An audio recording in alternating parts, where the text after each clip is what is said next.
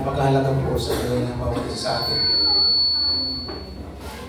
Kung saan, sa ating panahon, ito ang kailangang maabot ng isang manampalataya o tinatawag ng mga tumanggap sa Panginoon at maging isang alagad ng Panginoon. Na makuha ng bawat isa atin yung sabi namin, pinaka-importante, pinakamahalaga sa buhay, na kung saan hindi natin ipagpapalit sa anong mga bagay. Hindi kayang palitan ng ginto, ng pilak, ng brilyante, ng anumang kayamanan dito sa lupa. Sapagkat ang isang tao nasa Panginoon, higit ka pa sa isang bilyonaryo. Huwag niyo makalimutan na ang sabi ng Panginoon, ang buhay ng tao ay hindi matutumbasan ng pilak o ginto o ng kayamanan dito. So ang presyo ng kaluluwa, walang maihahambing. Hindi kayang bayaran ng trilyon o ng bilyon o trilyon ang buhay ng isa. Sa kalsada, pag nasagasaan ka at nakita ng driver na buhay ka pa, ang gagawin ng driver, babalikan ka. Anong gagawin? Tutulungan? Tutulasin ka na para isang bayaran lang. Alam mo kung magkano ang halaga ng buhay ng tao? Sino nakakala? 12,000 lang ibabayad sa iyo. Alam niyo kung bakit binabalikan ito ng driver? Sabi nga ng mga driver dyan, apply sila sa kumpanya na driver, pinagkita sa kanya, bigyan mo ako ng senaryo kung bakit dapat kitang tagapin sa inyong company kasi bus driver. Halimbawa, sabi ng may-ari, pag mayroon ka nasagasaan, anong gagawin mo? Ang sabi ng isa, pag mayroon po ako na disgrasya, bababa ako, tutulungan ko. Sabi po ng may-ari, huwag nang tanggapin. Marami tayong gagastusin. Kasi, yung na-disgrasya, laki ng gastos ng may-ari doon, sigurado. Pero pagka ang driver, sinabi, o ikaw, anong gagawin mo? Pag nakita ko kung wala na talagang bagas ang mabuhay pa, mahirapan lang, atasan ka. Maganda, sige, okay, pasok ka. Bakit? Ang kumpanya, nag-iiwas sila sa gastos. Ang tanong, realidad ba yun? Ngayon, magkano lang yung buhay ng tao? 12,000 lang. Lumalaki lang pagka mabuhay ang nasa ospital. Gastos ng gastos yung driver, gastos ng gastos yung may-ari ng company. So kaya alam nyo na, pag nasagasaan ka ng truck, tutuluyan ka talaga. So magkano lang halaga? 12,000 lang. Pero ang buhay ng kaluluwa, ang buhay na natin, na nakay Kristo, walang katumbas. Kaya matuwa ka. Alapakan natin ang Panginoon. You are a precious thing in the sight of God. Okay, ikaw ay isang napakahalagang hiyas sa puso ng Diyos. Lubang mahalaga. Alalahanan po natin ngayon yan. So kaya dapat makita natin kung tayo mahalaga sa Diyos, hindi natin dapat baliwalain ito. Kaya marami po ang mga taong tumanggap sa Panginoon pagkatapos humihiwalay dahil hindi po nila naunawaan ang kanilang tinanggap. Kaya mahalagang unawaan natin ito ngayon. Sa 2 Peter, makikita po natin, kung may mga Bible, punta tayo sa 2 Peter, babasahin po natin dito sa Tagalog. Sabi po dito, sabi niya sa verse 18, sa halip, nakapansin po niyo sa Tagalog, mayroong nakalagay, ano naka-English? O yan. Rather, nakalagay sa English ko rather. New Living Translation ang ginamit natin dyan. Sabi niya, sa halip, tapos mayroong, ano may nakita po ninyo, yung nag-aaral? Mayroong? May koma. Ibig sabihin po ng koma, ano yan mga estudyante? Anong turo ni teacher sa English? Pagka mayroong salita, tapos may koma, anong ibig sabihin? Oh, yung mga nag-aaral, yung mga sa elementary, na nila ito? Hinto muna. Ano ibig sabihin? Bakit may koma? Ba't hinto muna? Mayroong mayroong eksplanasyon na dapat maintindihan. Sabi niya, sa halip, koma, di ba? Tapos, sabi niya, sabi diyan, Lumago kayo sa biyaya ng Diyos at sa pagkakilala sa ating Panginoon at tagapagligtas na si Jesucristo, purihin siya ngayon at magpakailanman. Amen. Yung verse 18, nagdadala sa atin sa isang malalim na eksplanasyon. By the way, ang aklat ng Pedro ay sinulat ni Apostol Pedro, yung una sa pangalawa. Mamaya makikita po ninyo. At ito po'y sinulat ni Apostol Pablo ay ni Pedro sa lahat ng kapatiran ng alat, sa lahat ng lugar sa Asia, sa Europa, at salamat alam din sa Panginoon dahil inabot tayo sa huling panahon na sulat na nailagay ang mga aklat ng Diyos sa iisang aklat na kung tawagan Biblia at para mabasa natin ito ngayon upang meron tayong mapagbasihan. Mamaya malalaman nyo rin kung bakit nakarating sa ating panahon.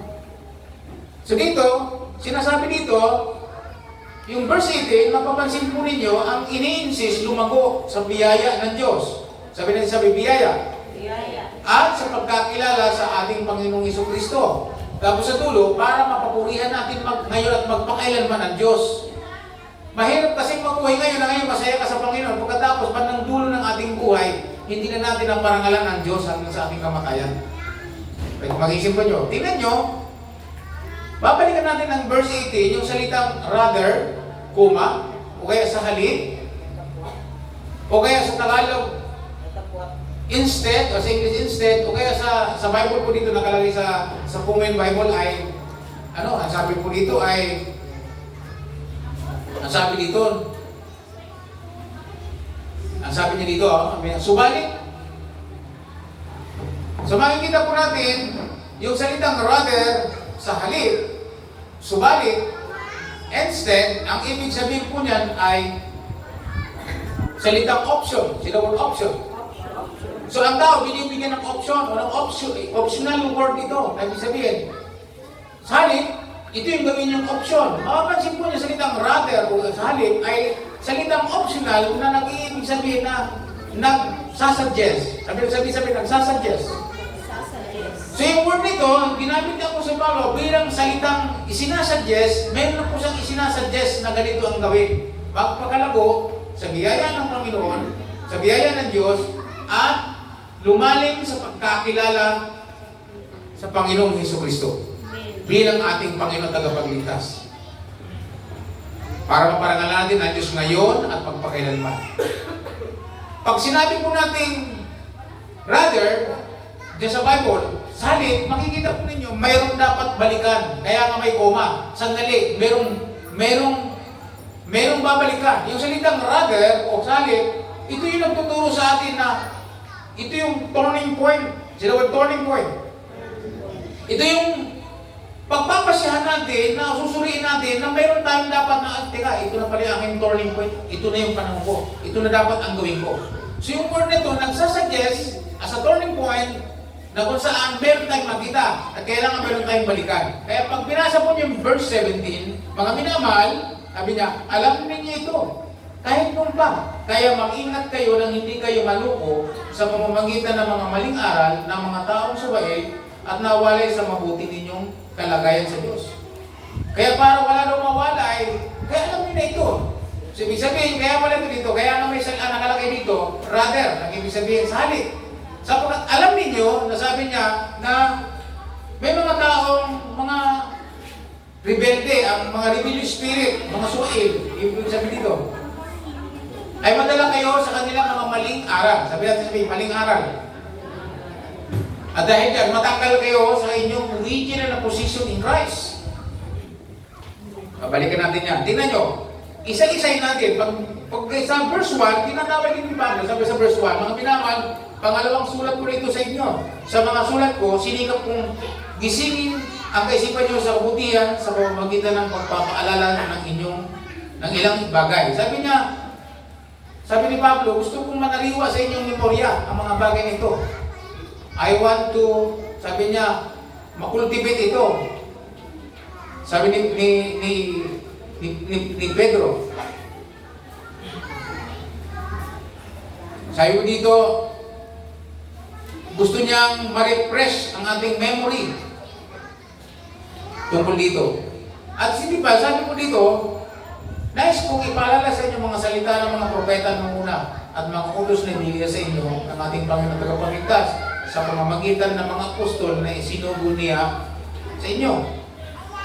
So, gusto po niya ipaalala yung mga word, yung mga salita ng Diyos through the apostles na ipinadala ng Panginoon sa mga churches.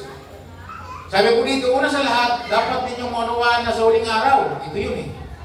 Ito yung babalik. Kaya nga, rather, kung sinatang rather, ito yung dapat balikan, ipaalala. Kaya napansin po ninyo. Sa mga huling araw, darating ang mga manlilibak at susundin ang masasama nilang nasa. In the last days, ang mga tao, ang tawag dito, pag sinabi manlilibak sa English workers, manunuya. Sabi dito, ano yung mga sabi? Sabi nila, hindi ba't nangako si Kristo na babalik siya? Nasaan siya ngayon? Namatay na ang mga magulang namin, pero wala pa rin pagbabago mula ng likhain ng mundo. So ito yung mga tao na kung saan, ito mga tao, di ba? Ano ngayon? Sabi niyo, Diyos si Kristo, bakit ngayon? Ano ngayon? Dami nilang sasabihin, ito yung mga manlilipak o mga manunuya. Sabi nga dito sa verse 5, sinasadya na nilang kalimutan ng katotohanan, na nilikha na isang langit sa pamamagitan ng kanyang salita, at nilikha niya ang lupa mula sa tubig at sa pamamagitan ng tubig. At sa pamamagitan din ng tubig, sabi doon, ginunaw ang mundo sa panuninoy. At sa pamamagitan din ng apoy, tinupok ang Sodom at Gomorrah. Sabi po dito, sa kasalubi niya, upang, sabi niya, sa pamamagitan ng tubig, buma sa mundo at nalipol ang lahat. Sa pamamagitan din ng kanyang salita, tinagang tupukin ng Diyos sa apoy ang kasalukuyang langit at lupa sa araw ng paghukom, sa pagpipigil o sa paglipol sa masama. Pansin po ninyo, noong pang-araw, tinuturo ko na ang langit at ang lupa, yung nag-i-exist na langit at lupa, tutupukin ng Diyos sa pamamagitan ng apoy. So, okay. Ngunit wag, sabi niya dito, ngunit huwag sana ninyong kalimutan mga pinamal na sa Panginoon, walang pinagkaiba ang isang taon, ang isang araw sa 1,000 taon. Para sa Diyos daw po ang isang araw sa ang 1,000 taon, sa Diyos, walang pagkakaiba yun. Tignan nyo hindi nagpapabaya ang Panginoon sa pagtupad sa pangako niya, gaya ng inaakala ng ilan. Ang totoo, binibigyan niya ng pagkakataong magsisi ang lahat sa mga kasalanan nila dahil ayaw nila mapahamak ang sinuman. Kaya ang Panginoon hindi pa niya ginagawa. Kaya dumating sa ating plano itong mga salitang nababasa natin. Ang purpose ay tayo. Sabi mo sa kapatid, ang purpose yun, ikaw. Hihintayin niya na ikaw yung maunawaan mo ang kanyang salita, ang makapagsisi, at magbalik loob sa Diyos. Dahil ayaw ni Lord na mapunta ang tao sa impyerno. Ano ang ayaw ni Lord? Anong ayaw ni Lord? Ayaw niya mapunta ang tao sa impyerno. Anong hinihintay niya? Ang tao ay makapagbago, makapagsisi, at makapagbago, magkaroon ng turning point. Kasi ng turning point, kung saan doon siya magdidesisyon, no, sabihin niya, hindi, ito na ang dapat maging buhay ko. And then, sabi niya, sa araw ng Panginoon, darating, sabi niya, ang araw ng Panginoon ay darating ng tulad ng isang magnanakaw. Sa araw na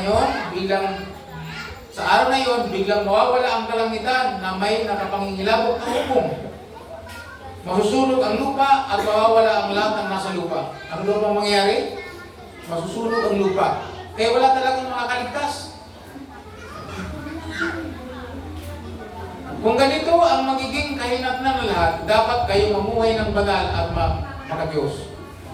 Kung ganito din lang naman daw ang mangyayari sa mundo, sabi niya, dapat mamuhay na tayong maka-Diyos. Banal, maayos. Habang hinihintay ninyo ang araw ng pagdating ng Diyos at ginagawa ang, sabi niya, habang hinihintay ninyo ang araw ng pagdating ng Diyos at ginagawa ang makakayanan niyo para mapadali ang pagdating niya. Sa araw na ito, masusunog ang langit sa apoy at matutunog ang lahat ng nasa lupa sa tindi ng init. Ngunit ayon sa pangako niya, may maaasahan din tayong bagong langit at bagong lupa na paghahari ng langit. Ano daw po mangyayari? Mayroong bagong langit at bagong lupa. Mababasa po niya sa aklat na Pahayag o Apokalipsis o Book of Revelation.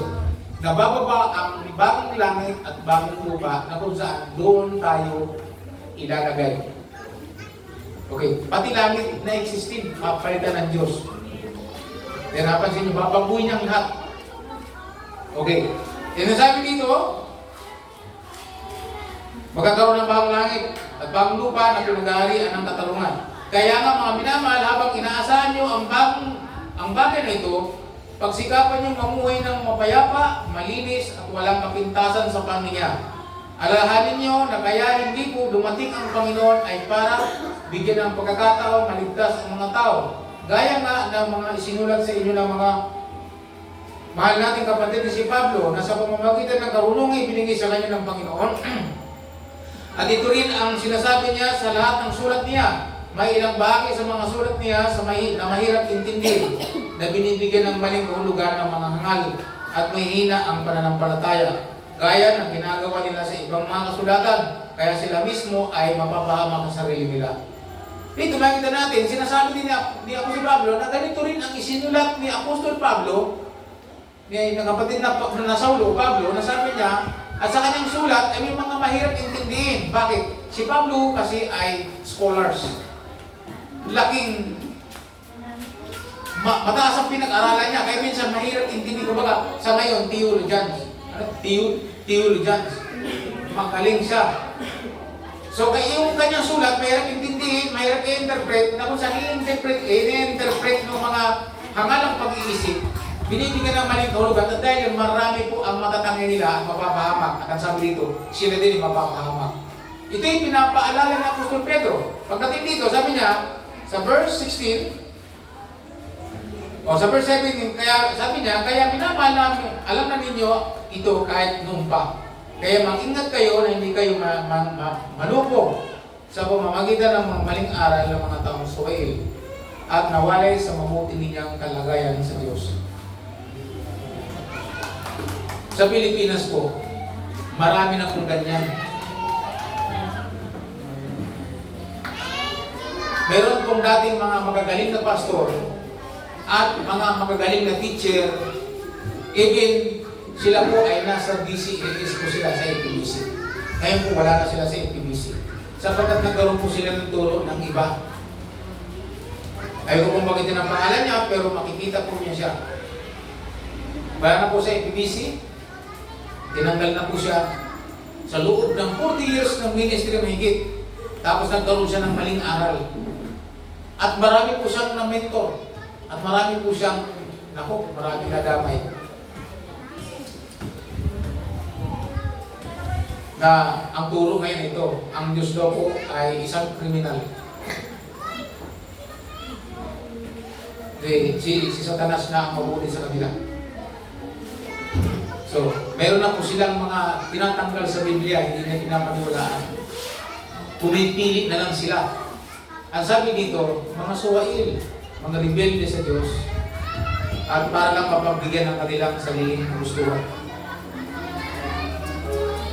Alam po ba ninyo, yung sunod kong preaching ay ito. Alam po ba ninyo, marami ang nagmamahal sa Diyos, amen? Pero hindi lahat na nagmamahal sa Diyos pumunta ng langit. And what the Bible says, ano ang sinasabi ng Scripture tungkol sa papasok sa langit? Everybody knows, everybody saying, I love Jesus, I love God. Amen? Yan ikaw, sabihin mo ba, ang puri ng Diyos? Yes. Hindi naman ako matututol dyan.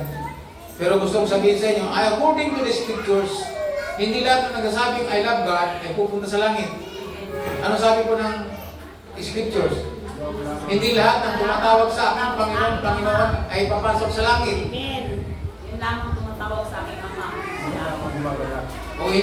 Kundi, hindi lang tumatawag sa mga sa langit. Ang Panginoon, Panginoon ay papasok sa langit. Kundi yun lamang tumutupad. Ibig sabihin, yun lamang nag-practice. Yun lamang ipinamuhay niya ang salita ng Diyos. Kumbaga, yun ang practice niya. Halimbawa, pag Pasko, lahat tayo mahal natin ng Diyos. Amen? Pero mali naman ang pagsunod natin sa Diyos pagdating ng sinasabi natin Pasko. Sabi, do you believe by Pasko? In the Scriptures, never mo mabasa ang salitang Pasko. meron pong Paskwa. So yung Pasko, ini-indicate sa pagsilang ni Kristo. Pero wala kang mababasa. Yung iba, nangaral sila kung ano-anong talata ang ikinakabit. Hindi ba nila maipaliwanag kung saan ang galing yung salitang Pasko, yung Christmas? There is no Christmas in the Bible. But ano meron? Even si Jesus Christ. Even si Jesus Christ hindi nagturo ng Pasko. Hindi rin siya nagturo na i-celebrate ito. Meron po siyang itinurong i-celebrate ay yung pong Paskwa, yung Passover. Yung pag-celebrate ng unleavened bread. Halimbawa lang ito. Kaya marami pong manidisgrasya kasi mali po yung practice. Hindi scriptural ang kanilang pinamumuhay.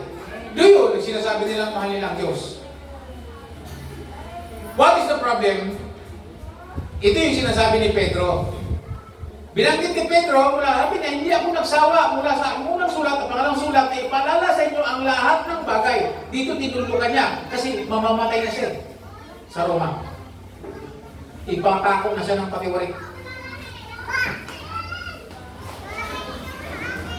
Makinig kayo mabuti mga kapatid. Tinuturo ko kayo na most the important things na dapat makuha natin ngayon para pagdating ng araw, wala pong lilisya. Walang iiwalay sa Panginoon, whatever happened. Ano ba nangyari? Walang iiwalay sa Panginoon. At ikaw mismo mag-decide. So, alam niyo na ngayon na ang papasok sa langit, yung lamang nagpa-practice according sa Scripture. At maraming pastor, maraming practice sa simbahan, wala sa Scripture. Diba? February, malapit ng February. Nag-celebrate ng Valentine's. Do you believe? There is Valentine? O bakit nag-celebrate? Ang simbahan, puno-puno pa ng mga puso. Tapos nag-celebrate pa ng mga mag-asawa, mga celebrate ng couples. Meron silang couples for Christ for February. Ang practice, pagano? Wala sa Biblia. And yet, sinasabi nilang ginagawa namin before the Lord. Saan mo mababasa yan? Kaya marami nagsasabing mahal nila ang Diyos, pupunta sa impyerno. Ang pupunta lang sa langit, yung nag-practice ng salita ng Diyos. Ano yung sabi nag-practice? Ang apply niya sa kanyang sarili, according sa salita ng Diyos. Amen po ba? Kaya sabi dito ni Pablo, ni Pedro, ito, balikan natin. Ito na. Verse 18. Sa huli. Kaya binasa ko po yung buong chapter. Anong layunin? Para mabalikan natin yung dahilan kung bakit. Sabi niya, rather, sabi niya, you must grow in the grace. Yan po muna. Rather, sabi niya, you must, sabi natin, you must. Kailangan lumago tayo. Sa kabila na nalaman natin, para hindi tayo madaya at maraming mangyari, ito yung binilikan, ang sabi niya, ito, dito tayo mag-focus. Sabi niya, you must grow in the grace. Lumago tayo sa biyaya. Ano tinutukoy ni Apostol Pedro dito kung titingnan po ninyo? Ano ibig sabihin nito? Pag pinasa po natin sa Greek, yung salitang you must grow in grace, in the grace, yung grace po, na tinutukoy na kailangan lumago tayo dito sa grace. Kaya mayroong kantang, ang Hillsong mayroong kantang, Grace, what have you done? Sino nakakaalala? Na na na na na na na. Kinanta yan eh. O sabi niya, biyaya ng Diyos, ano yung nagawa mo? Ang tindi na nagawa mo. Saan daw tayo lalalim? Saan tayo pinapalalim? Saan tayo pinapalago? Sabi ni Pedro, you must grow in the grace of God. See the word grace of God. Sabi dito, yung grace na tinutukoy po dito, ito yung grace na nagbibigay ng joy. Ito yung nagbibigay ng pleasure. Ito yung nagbibigay ng delight or ng sweetness or ng charm or loveless. O ito yung nagbibigay ng grace of speech. Ito po yung grace na makapagdadala sa iyo sa tinatawag na joy. Na kung sinasabi ng Bible, pag binasa natin si Jeremiah, for the joy of the Lord, ay sabi ni Nehemiah, for the joy of the Lord is my strength. Kung hindi mo naintindihan yan, hindi magiging ganon. Kaya meron kang, the joy of the Lord is my strength. For the joy of the Lord is my strength. So makikita natin, ano yung grace na ito na tinutungin na lumago tayo. Ang tawag po dito sa Greek, translated po sa Greek na charis. Siyempre mo sabihin, charis. Ang ibig po ng charis ay gift. Translated sa Tagalog na kaloob. Gift. Biyaya. Lumago daw tayo sa biyaya ng Diyos. Sabi natin sabay-sabay, kaloob. Sabi natin sabay, gift. Okay. Saan natin lumago? Sa gift. And what is the gift? What is the precious gift of God to us? Ano daw po ang precious na regalo? Sabi natin sabay-sabay, regalo. Yun ang pinakamababaw na salin ng salitang gift o ng biyaya o ng salitang charis. Sabi mo sa katabi mo, may charis ka. Hindi alam kung bakit pag mayroon kang charis, nagiging karisma ka na. Kaya yung mga tunay na tumanggap ng biyaya ng Diyos, mayroong karisma, madaling umaki ng kaluluwa. Kasi bakit? Maliwanag sa Kanya ang biyaya ng Diyos. What is the precious gift of God? Na kailangan tayong lumago. Dahil pag lumago ka sa biyaya ng Panginoon, walang pwede mag-snatch sa iyo mula kay Kristo.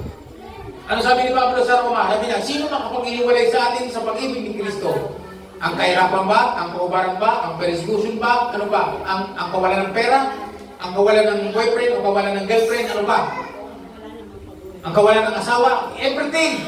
Sabi niya, ay walang makapag-ihiwalay sa atin sa pag-ibig ng kamatayan. Ang mga anghel sa langit, dito sa lupa, walang pwede mag-iwalay sa atin sa pag-ibig ni Kristo. Anong meron mo sa taong yon? Ang meron mo sa taong yon, yung dinawag na charis. Yung sinasabag ng gift. What is the gift of God? What is the precious gift of God sa iyo at sa akin? Anyan po ba kayo mga kapatid?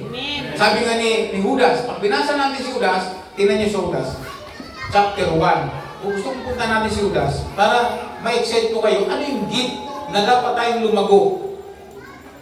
Ang aklat ng Judas, ay nag-iisang chapter lang po yan eh. Tingnan niyo. Nag-iisang chapter lang yan.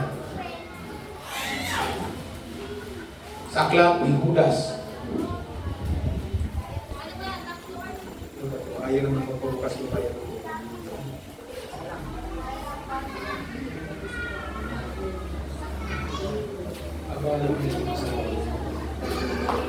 Yan. May hignan. Sabi ko dito sa Judas. Sabi ni Jude,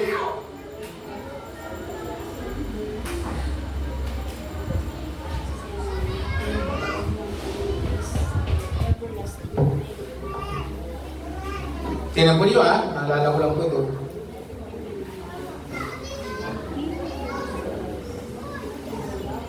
Verse 3. Sabi dito, mga minamahal, samantalang ako'y lubusang nagsisikap na sumulat sa inyo tungkol sa ating iisang kaligtasan. Natagpuan kong kailangan sumulat upang sumugin kayo na ipaglaban ang pananampalataya na minsan ibinigay sa mga banal. Ano ang sabi po dito ni Pedro, ni Judas? Ano yung precious gift? Ang desire po ni Judas na isulat ay ang tungkol sa kaligtasan. Pero napilitan siya sumulat ng ang tema ay ipaglaban ng pananampalataya. Pero ang gusto niya talaga, yung precious gift ng Diyos sa tao ang kanyang isulat. Kaya lang, nakita niya na mas may pangangailangan kasi kailangan niya ipaglaban. So nananawagan ko siyang ipaglaban ang pananampalataya. Minsan lang pinagkaloob sa mga tao. So, what is the precious gift? Ang pinagkaloob sa atin ay salvation. Sabi natin sabay-sabay salvation. Kaligtasan. Ano ang salvation? Ang kaligtasan ay ang paglaya sa kasalanan at sa kaparusahan ito. At hindi tayo mapahamak, kundi ang sabi ng 1:16, kayo na lamang ang pag-ibig ninyo sa libutan, kaya ibinagkaloob niya ang kanyang bugtong na anak upang sino mang sa kanya ay sumampalataya ay hindi papahamak, kundi magkaroon ng ano daw po ang salvation? Kayo na lamang pag-ibig ninyo sa sanlibutan, kaya ibinigay niya. Anong ginawa? Ano daw si Kristo? Si Kristo po ay gift. Na sino mang sumampalataya sa Kanya ay hindi mapahamak, kundi magkaroon ng buhay na walang hanggan. So, pag sinabi nating gift, regalo, halimbawa, tayo ka Noel. Tayo ka. Diyan ka lang. Well, itong Bible na to, gift ko sa iyo. Gift ko sa Kanya. Ngayon, nung hindi pa niya tinatanggap, nung hindi pa niya kinukuha, nasa kanya na wala? Wala pa. Mapapasa kanya lang ang kaloob pag tinanggap niya. Nakukuha niyo ko?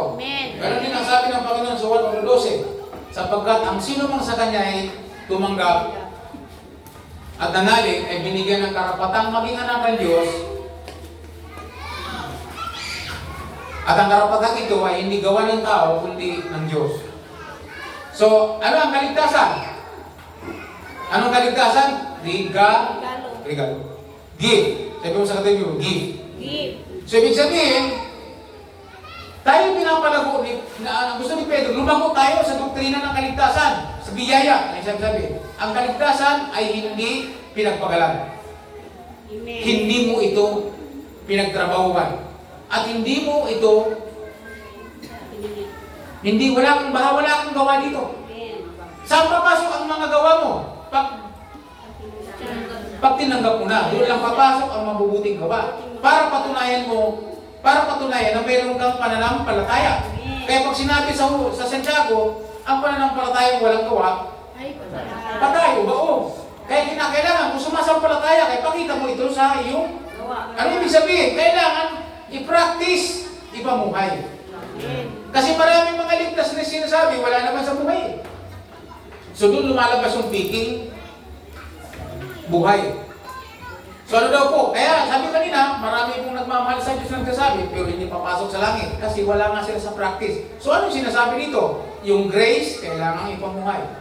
So dito dapat makita natin na hindi natin pwedeng ipagmalaki. Kaya sabi sa Efesos chapter 2, verse 8 to 10, ang kaligtasan ay biyaya, again, gift. Hindi ito sa pamamagitan ng inyong gawa. Kaya walang sino mang makakapag malaki. Na kaya ako mapasok sa langit dahil ako mapagbigay, dahil ako ay marunong magtulungin, dahil ako ay maraming nagawa sa maraming tao. Sad to say, maraming taong ganyan ngayon. Pero wala kay Kristo, sa impyerno pa rin sila pupulutin. Sapagkat ang kaligtasan ay gift. Ano ibig sabihin niyan? Hindi pinagtrabahuan. Mga asawa nyo pag nagtrabaho, may sweldo, amen? Anong tawag doon? Regalo? Hindi. Bakit hindi regalo kapag binigyan ka ng sweldo ng amo mo? Dahil bakit? Nagtrabaho ka eh. Amen ba? So ang salvation, ang tinutukoy na kung saan lumago tayo sa mensahe, sa buhay ng kaligtasan. Sabi ni Pedro, but grow in grace. Sabi sa New Living, sa NIV translation, sabi niya, but grow in grace. In the knowledge of God. Ibig sabihin, yung sa biyaya. Kaya pag tinanggap mo ito, naunawa mong ito yung regalo ni Lord sa akin, minsan mo lang ito tinanggap, hindi ko na ito dapat kakawalan. Kaya nga po yung mga tao nakakilala sa kulungan, naunawaan nila ito. Nawala silang pagpapaguran. Even yung nakapako sa krus, naunawaan niya ito. Amen. Hello, naunawaan niyo ako, naunawaan niya ito, nakapako sa krus. Kaya sinabi niya, Jesus, remember me in your kingdom. Sabi niya, I tell you the truth, today, I will bring you in my paradise. Wow, sama palapakan natin ang Panginoon. Napakabuti talaga ni Lord. So, kailangan natin lumago saan? Sa grasya ng Diyos. And what is the grace? Na sinutukoy dito, yung gift, yung salvation. maunawaan natin na kaya tayo papasok sa langit, hindi dahil sa marami tayong gawa, kundi ito'y biyaya ng Diyos. Kaya marami na dinisgrasya, marami na hiwalay sa Panginoon sapagkat mali na yung doktrina tungkol sa kaligtasan. Ang tungkol sa ano yung tinuro nila, pumasok ka sa reliyon, masumama ka, umanib ka sa amin. Gumawa ka ng ganito, magpinitensya ka, pumala araw. Nakakalungkot yung isang reliyon na malaki na ngayon, na kung saan, patay na kasi yung founder nila sa Netherlands. Kilala niyo ba yun, yung mahilig sa debate? Ito'y malungkot. Sa huling video niya, nang matanda na siya, na malapit na siya matay, meron naman po akong hinihiling sa inyo. Inamin po niya na even siya, hindi niya alam kung anong katatayuan niya sa harapan ng Diyos. Hindi niya tiyak kung siya iligtas. Bakit? Sa kanya kasi, mabubuting gawain. So hindi niya tiyak, nakakalungkot po yun, nakabidyo po yun. Sa huling video po niya, inamin po niya na even siya, hindi niya tiyak kung siya iligtas, unti. Walang pinagkaiba dun sa mahilig dun sa tanda ng iyo, kung buhay pa yun, yung mahilig sa unita na laging, itaas yung mga payong ninyo, mga panyo nyo. Marami ng followers yun, nung tinanong yun sa isang interview sa TV, sabi niya, brother, dahil pinuno ka ng malaking reliyon, at marami, milyon na naniniwala sa iyong turo, sabi niya, kung kayo pong tatanungin ko, kung ano ang inyong batayan, kung bakit kayo papasok sa langit, alam mo ang sagot, nakakawendang, napatayo po ako, galit ako. Bakit? Marami kang dadalhin sa impyerno. Anong sagot? Ang sagot niya, kung papala rin sa langit pupunta. Kung sabi ng Bible, tinitiyak pa ng Bible, ng salita ng Diyos na ang sino man na kay Kristo ligtas? Tinitiyak. Hindi ito baka sakali. Amen. Kaya bakit nagiging baka sakali lang? Kasi nakabase sa mabubuting gawa. Kaya sabi ng Bible, walang pwedeng magmalaki. Sapagkat ang kaligtasan ay gift, regalo, biyaya ng Diyos. Kaya kung alam mo, sa sarili mo na ito'y biyaya, hindi mo ito babaliwalain. Amen. Hindi mo ito sasayangin. Hindi natin ito sasayangin. Sapagkat ito'y kaloob ng Diyos. Kaya mababasa niyo sa Hebreo, ang aking mga lingkod ay mamumuhay sa katwiran. Sabi niya, ngunit kung tumalikod, hindi ko kalulugan. Kaya mahirap ang pananampalataya. Kaya nga sabi, sino mo nakaunawa ng katotohanan? Nakaunawa, natanggap ng biyayang ito, ngunit binaliwala at muling tumalikod. Ang sabi, Hebrew chapter 6, muli niyang ipinapako si Jesucristo sa krus. Ganun katindi. Kaya hindi natutulong ng Diyos, nag-aabang ang parusa sa lahat ng mga ayos sa Panginoon. Tingnan nyo, ang kaligtasan ay ano? Biyaya. So, ibig sabihin gusto nyo na lumago tayo sa doktrinang ito, sa araw na ito. Kaya nga sabi ni Pedro, alam nyo na sa verse 17, alam nyo na ito.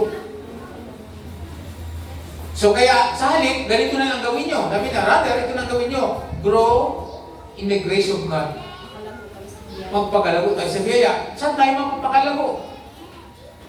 Yung mensahe ng kaligtasan. Diyan tayo lumago. Kasi pag lumago tayo sa mensahe ng kaligtasan, alam natin na ang kaligtasan ay biyaya, kahit saan tayo iharap, kahit balik-balik tayo, kahit balong-balong pa tayo, kahit durugin tayo, yung pa rin tayo. Iisa pa rin ang kulay, iisa pa rin ang malalabas, ang biyaya ng Diyos. Kaya yung mga lagad ng mga apostolong araw, kahit anong gawin mo sa kanila, yung pa rin ang lalabas. Kahit hinahagupit, yung pa rin. Yung grasya ng Diyos, sabi niya. Kaya kahit hinahagupit sila, masaya sila. Sapagkat sila hinahagupit, alang-alang kay Kristo, alang-alang sa gift ng Panginoon. So mga kapatid, anong biyaya? Ang kaligtasan natin ay hindi ito sa pamamagitan ng... Pag kumanib ka ba sa reliyon, may gawa wala? Makinig yung mabuti. Pag kumanib ka sa reliyon, may mabuting gawa wala? May ginawa kayo, nagmiyembro kayo. Pag nagpabutismo ka sa isang reliyon, sa paniniwalang maliligtas ka, alin ba nauna? Pananampalataya o bautismo? Yan ang kasulat sa Marcos 16:16, ngunit ang sumampalataya at mabautismuhan ay maliligtas. So, sampalataya muna bago mabautismuhan. Pero iba, parati, paano ka naligtas? Kasi yung nabautismuhan ako, wala. Hindi nabanggit po yung biyaya ng Diyos ko. Anong biyaya doon? Kasi, pag tinanggap mo, tinanong ka, bakit ka ligtas? Siyempre, sagot mo, tinanggap tinanggap ko ang biyaya ng Diyos. Na hindi ko pinagpaguran. Ang kaligtasan ito ay makukuha ko sa pamamagitan ng aking pagsampalataya sa anak ng Diyos, kay Yesu Kristo. Wala akong ginawa doon. Tinanggap ko sa puso bilang tagapagligtas. Ang tawag doon, biyaya. Palapakan natin ang Panginoon. Yun ang kailangan maging malinaw sa atin. So sabi ni Dan, makinig ka, but you must grow in the grace of God. Ang sabi mo diyan? Lumago daw po tayo sa biyaya ng Panginoon. Meron pong dinugtong si Pedro. Sabi niya, you must grow in the grace of God. Sabi, in the grace, in knowledge of our Lord and Savior, Jesus Christ. So sa Tagalog nakalagay, lumago kayo sa biyaya ng Diyos at sa pagkakilala sa ating Panginoong Jesucristo. Matapos natin tanggapin ang Panginoon, kailangan natin siyang makilala ng lubusan. Okay. Kailangan natin makilala siya. Maraming pinagaling ng Panginoon pero hindi siya kilala. Halimbawa, yung bulag. Pinagaling ni Lord pero hindi niya nakilala kung sino nagpagaling sa kanya. Nakilala niya lang ang Panginoon nung muli sila magtagpo. At sinabi siya, ngayon magaling ka na, ngunit mag-ingat ka. Huwag ka nang muling magkasala. Kasi, baka mas malala pa ang mangyari sa iyo. Nakilala niya eh. Yun si Jesus. Kaya nung nakilala niya, sinabi niya, siya yun, si Jesus, yun ang pagaling sa akin. So, kailangan daw natin lumago sa pagkakilala sa Panginoon. You must grow in the knowledge, the word knowledge. Maging maalam tayo tungkol kay Kristo. Kaya alam natin, mula yung pagsilang ni Kristo, mula sa mga hula sa Old Testament tungkol kay Kristo, hanggang sa kanyang pag-akyat sa langit, dapat lumago tayo. Basahin mo natin yon. At lahat ng sinasabi ko ngayon tungkol dito sa mga practice na wala sa Bible, makikita nyo, tama si pastor. Walang Pasko. Pero naniniwala tayo may isinin ng tagapagligtas. Ang wala lang sa atin, celebration. Sino ba celebration? Hindi tayo nag-celebrate nun, wala sa Bible yun eh. Kung ano lang itinuro ng salita ng Diyos, yun lang i-celebrate natin. Yun ang tama. Ano ang tawag ng Panginoon dun sa mga nag-celebrate ng wala sa Bible? Ang sabi niya, lumayo kayo sa akin, kayong mga gumagawa ng masama. Alam mo ba ang pag-a-apply, ang pagpapractice ng hindi ayon sa salita ng Diyos? Ang tawag ng Biblia, masama. Kasi nagdagdag ka. You are celebrating something parang biblical sounds o biblical sound biblical. Pero hindi naman biblical. Dahil wala doon sa scripture. Na mga kapatid, lumago tayo sa pagkakilala sa Panginoong Jesucristo. Paano natin ito mangyayari? Kaya nga po tayo mayroong turo. Mayroon tayong practice. And our practice ay magkaroon ng sariling Bible. Sino po dito mayroon ng Bible? Pag wala kayong Bible, sabihin ninyo. Pag-prepare natin, hanapan natin ng paraan. Amen po ba? Kasi makikilala mo si Kristo ng magkakaroon ka ng mas malalim na pagkakilala kay Kristo pag nagbabasa ka ng salita ng Diyos. Hindi ka lang aatin para makinig at sasabihin, o nga po, siya nga po. Amen. Wala. Anong sabi dito sa verse 17? Pag-ingat kayo na kayo'y maloko. Na mailigaw ng mga galing magsalita, matatamis magsalita. Pero, akala mo biblical. Sounds biblical. Parang biblical naman eh. Si Sister Tess nga, nag-post ng PMC. May karamihan sa PMC naniniwala nag-celebrate ng Pasko. Pupunta nga kami sa 13 dahil celebrating ng Christmas daw yun. Pero kami, hindi Christmas yun, Thanksgiving. Ngayon, kung magkaroon ng pagtalo-talo, tahimik lang kami.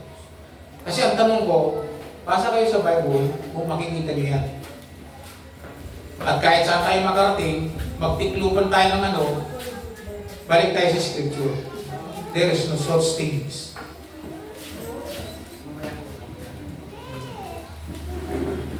Andyan po kayo mga kapatid.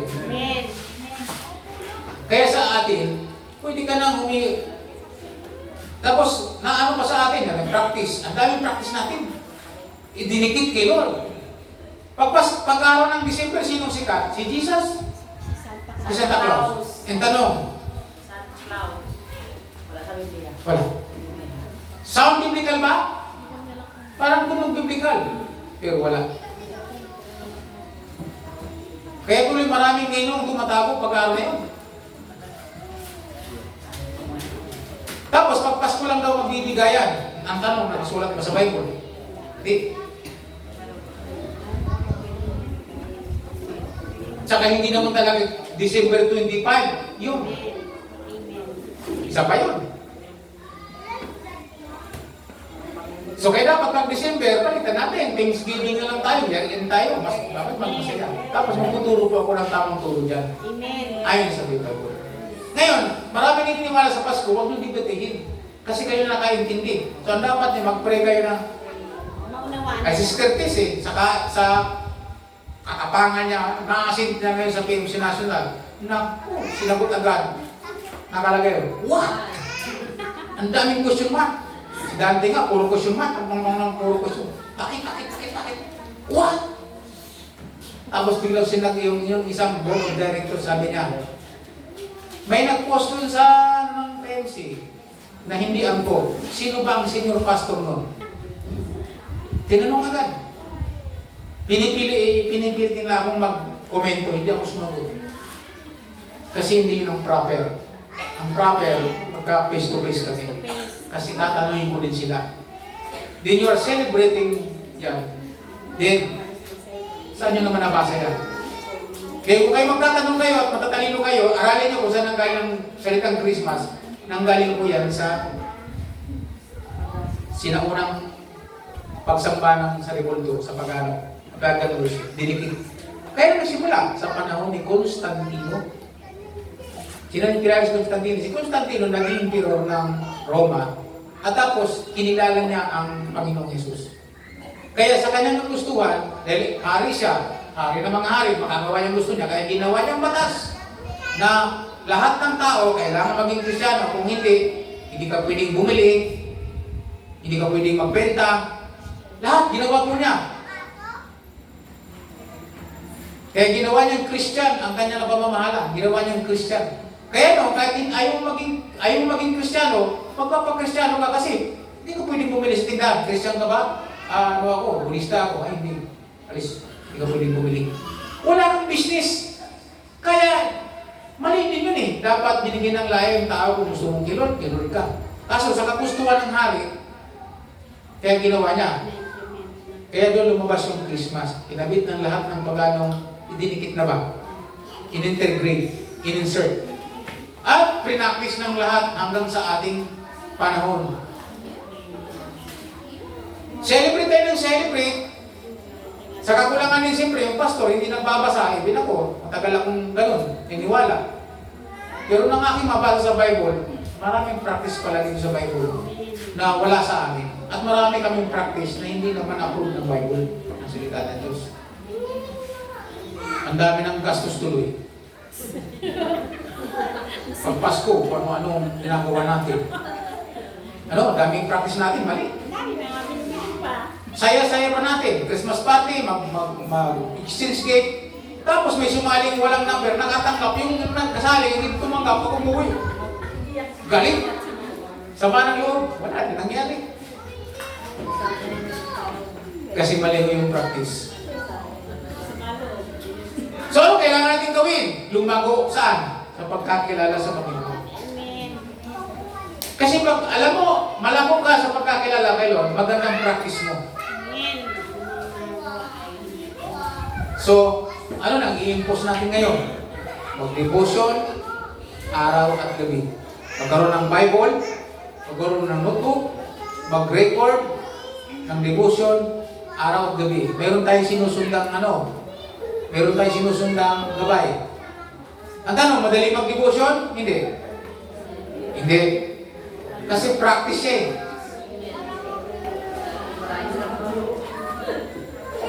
Dahil gigising ka ng madaling araw, wow! Ang hirap Ang hirap. Pero, tama, pagpagod. Pero kahit anong pagod, pag dito, Mabilis. hindi namamalayan. According to my experience, makinig kayo according to my experience, pagod. Magpapantok lang ako. Panonood ako sa Facebook. Habang nakaiga.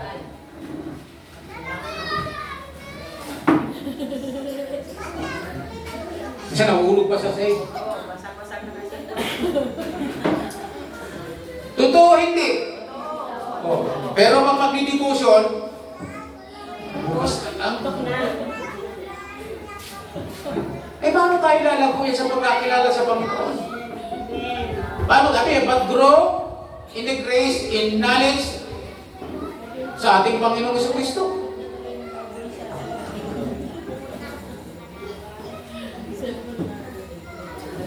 So this is your turning point. Amen. Ano ibig sabihin niya? Mag-decide tayo. Mag-decide tayo na lumago sa Panginoon. Kasi kung hindi, ikaw din ang logi pagdating ng araw. Amen. So ang dahilan kung bakit tayo gusto nila lumago, at dahil dyan, sabi dito, sa gayon, siya'y papurihan ngayon at magpakailanman. So mapapurihan natin ang Panginoon magpakailanman, at to the end ng ating buhay dito sa mundo. Ako naalala ko tuloy si Miles Monroe. Nung pinanood ko siya kagabi, patay na to si Miles Monroe. Ito po isang pastor na taga Bahamas na magaling na mentor. Magaling na pastor sa bibiyaya ng Panginoon. Inuha lang sila doon, sumabog yung kanyang, nag-crash yung kanyang sinasakyang aeroplano. Namatay silang mag-asawa yata doon bago sa pinauwi nila. Nakita ko, kaya sa lumago, ang dami niyang tatay sa pananampalataya. At sabi niya, ang aking mentor, ang aking tatay sa pananampalataya, si Oral Roberts. Kilala niyo si Oral Roberts. Si Oral Roberts ay isa sa missionary pumunta ng China. He told me, sabi niya, magpasa ka ng Bible araw-gabi. Ang kanyang nanay sa pananampalataya, si Catherine Coleman. Kilala niyo si Catherine Coleman? Ang babaeng lagi nakasuot ng puti na ginagamit ni Lord gumawa ng mga himala, tanda. Meron pang bumiyahin ng 600 miles, pumunta lang sa kanyang gawain para lang bumaling sa karamdaman. Bumiyahin ka pa ng 600 milya? Sabi niya, oh, sweet Jesus, pagalingin mo siya. Hinawakan lang sa mukha.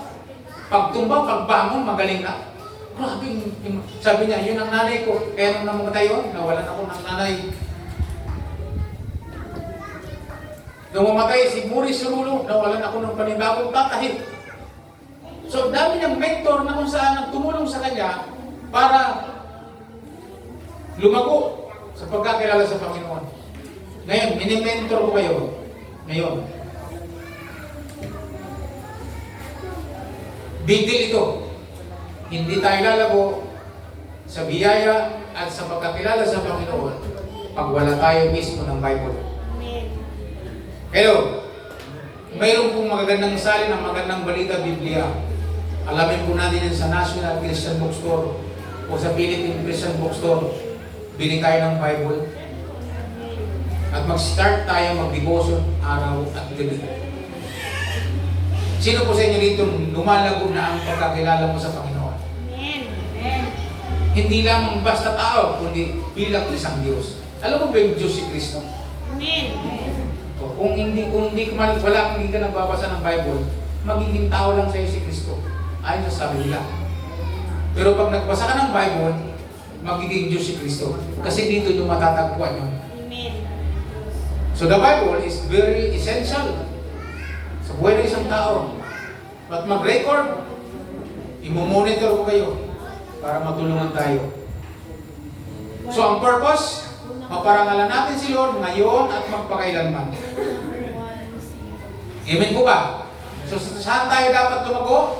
Lumago sa biyaya, sa kaligtasan, at pagkatapos lumago sa pagkakilala sa ating Panginoon Kristo. By the way, dito ako magtatapos. Para sa inyo, tatanungin ko kayo,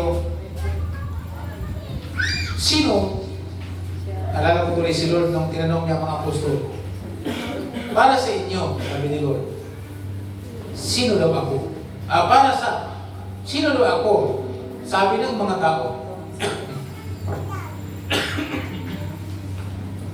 Anong sabi po ng mga tao? Sabi ng mga sagot ng mga apostol? Nung sinanong ni Lord ang mga apostol, sino raw ako? Sabi ng mga tao. Ang sabi ng mga tao, sabi, Lord, sabi ng iba, ikaw po ay si Elias. At ang iba naman ay sabi, isa ka sa mga propeta. Okay. Good answer. At sinabi ni Lord, sa inyo, bilang mga alagad ko, sino ako? And then walang sumagot. At mayroong isang na sumagot. Bakit nakasagot si Pedro? Sapagkat kilala niya si Jesus. Sabi niya, kayo po ang Kristo. Ang banal.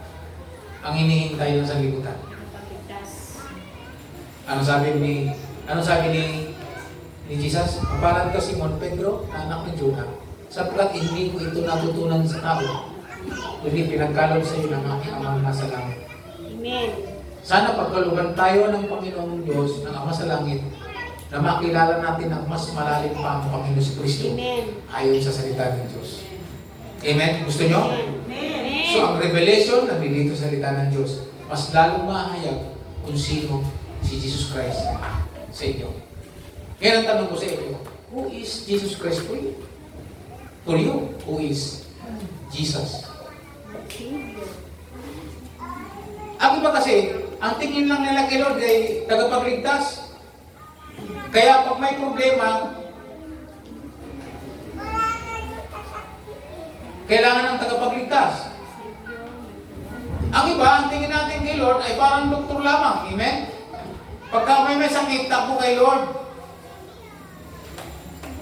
Di ba sa doktor, pagpunta ka sa doktor, pag magaling, babalik ka pa hindi. Hello, rin niya kayo? Pag magaling ka na ba, pupunta ka pa sa doktor, hindi na. Kaya minsan, tingin lang natin kay Lord, doktor, pag magaling, balik sa dating buhay. Kaya yung mga doktor, matatalino din, yung mga World Health Organization, ang Philippine Health Organization, hindi na nila sinasabi yung tunay na gamot. Ibigyan ka lang ng pampaunang gamot, nagagaling punti, pero mabalik ka pa rin sa kanila kasi gusto nila bumalik-balik ka sa kanila, kaya kailangan nila ang pera mo. Kaya sa kanila, pag may sakit ka, ang sabi ng doktor, operahin natin. Operahin natin. Sabi niya, ano daw? Nagbukol ka? Operahin natin. Gusto ng doktor na balik-balik ka sa kanya. Ganito ganyan-ganyan. Lalo yung hindi matinong doktor, ipirahan ka talaga niya. Kaya uupirahin ka kahit hindi naman upirahin. Kaya sabi niya, upirahin natin. Maraming doktor na tanong, nagtataka niya, nagtatawa niya, ako nagpipreach ng ganyan. Gusto ng doktor na balik-balik tayo. Si Jesus Christ na doktor, gusto niyo bumalik-balik tayo, hindi para laging humingi ng healing, kundi upang magpasalamat. Yung 10 kitungin na pinagaling ni Lord, yung siyang tuloy-tuloy na hindi bumalik, pero yung isa, bumalik at nagpasalamat. Yun ang gusto ni Lord eh. Kung gumaling ka na, magpasalamat ka na, maabi dito, parang alam mo ang Diyos, papurihan mo siya ngayon at magpakailanman. Hello? Amen. Ano pa ka natin ng Panginoon? Yun ang kailangan ni Lord, yung pagkatapos maligtas, nanatili, na nagpupuri at nagpapasalamat. Yan yun eh, yung walang hanggan. Pag binasa mo ang aklat ng awit, si David, makikita mo sa kanyang sulat, wow, kakaiba. Kaya ito yung maganda eh. Maganda ang nasa Panginoon ka. Lalo, pag lalo mo nakilala ang Panginoon, nakilala mo ang Panginoon. Nung isang yung bayo ko sa pinsan, si Kuya Rumi, nung tumanggap sa Panginoon, nalaman niya yung biyaya ng Diyos, hindi kayang bayaran. Nagbabasa ng Biblia mag-isa, unti-unti. Ito yung itsura niya. Hindi niya alam. Kasi dati ako ang kanyang inoobserbahan habang nagdidibusyon ako, minsan nakatuwad pa ako. Siya yung darating, kasi wala nang kwarto. Dami namin doon sa trabaho. Doon ako dumulod sa aking higaan, nakatuwad. Pag dumaan yun, may tama ng siya ko, pagkaan doon, nakatuwad, sabi niya, "Pak!" Isipayan pa niya ako niyan. Kaya lilingunin ko lang siyang ganyan. Pag-born again ka rin, iiyak ka rin. Saka sabi ko ng ganon, ng maraming beses, hindi lang siguro 100 times. Pag-born again ka rin, iiyak ka rin. Dumating ang born again ka. Ako naman yun, hindi maniwala.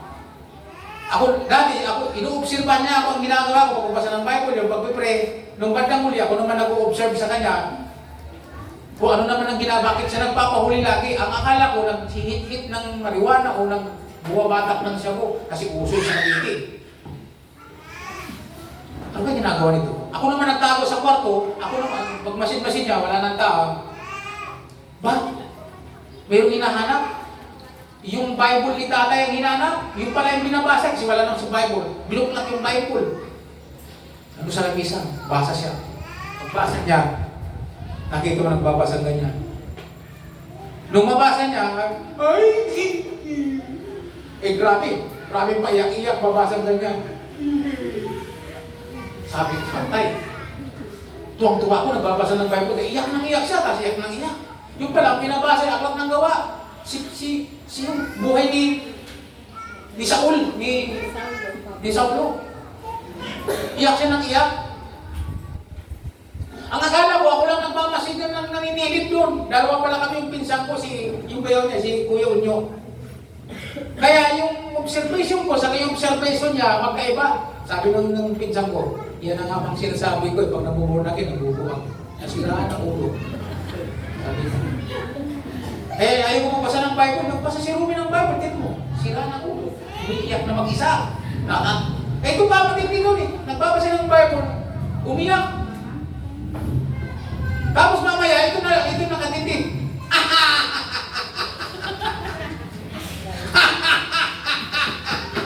Ganyan-ganyan pa sa lamig.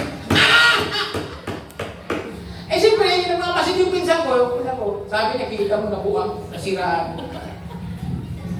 Noong ba na muli, nag-testimony siya, iyak ko nang iyak sa Panginoon. Dahil sa isang kasalanan tulad ko, natanggap ko yung biyaya.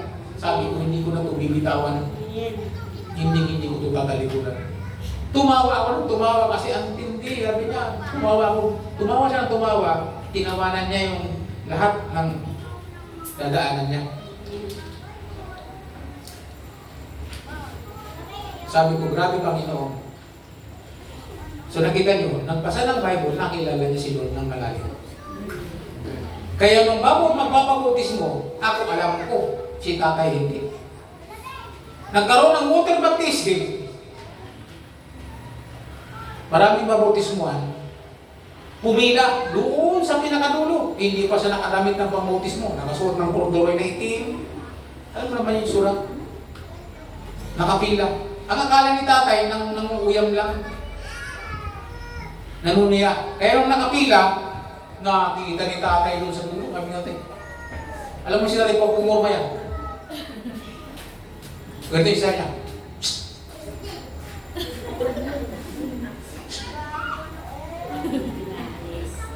Pinisin niya sa niya, malis ka dyan. Wala siyang alam. Pero ako, nakikita ko po kasi nag-observe ako. Nagsimula lang yan sa pag nagpa-Bible study, magtuturo si tatay, napakaraming tao doon sa trabaho. Darating yun, nakasuot ng sombrerong wawain, nakashort, tapos umuusok ng Marlboro. Pag inuupo ka lang, doon niya sa pinakasulong, uupo doon, nagaganyan. Umuusok. Ikinig na ng salita ng Diyos. Mula noon, tinanggap niya si Lord. Kaya nung pumila, nakapila sa water baptism, hindi niya napigilan, nagpabautismo. Ano ko palisin? Natanggap ko ng biyaya. Kaya nung ilinom sa tubig, pag loob sa tubig, kasama niya rin nalulo yung sangkahan ng Marlboro. Kaya pagka bangon, sabi niya, break na tayo. Tapo niya ang sangkahan.